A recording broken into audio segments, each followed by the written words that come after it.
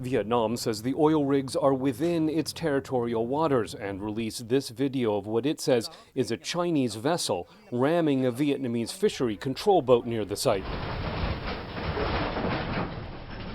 Vietnam is working with the Philippines on legal challenges to Chinese claims in the South China Sea, where Malaysia, Brunei, and Taiwan also have competing claims. Vietnam is especially vulnerable, says American University professor Hilary Mann-Leverett. Both Japan and the Philippines have a defense treaty with the United States, where the United States is obligated to come to their defense even over a craggy island. We don't have that with Vietnam. So China can push Vietnam even further than it pushes Japan or the Philippines.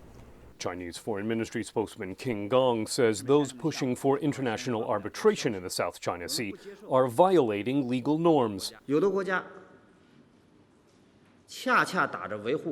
Some countries are waving the signboard of law to encroach upon the legitimate rights and interests of other countries, putting on a legitimate cloak to cover up their law-violating behaviors.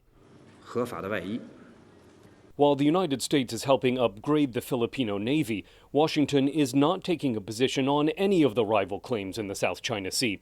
American Enterprise Institute analyst Michael Oslin. But that doesn't mean that our policy should be frozen or paralyzed when we see, for example, China acting coercively or acting aggressively. There's lots of things we can do, but the Obama administration, at least in this term, has decided that it is going to use the fig leaf of legal ambiguity in order not to get involved. Which he says undercuts the value of this week's Strategic and Economic Dialogue, or S&ED.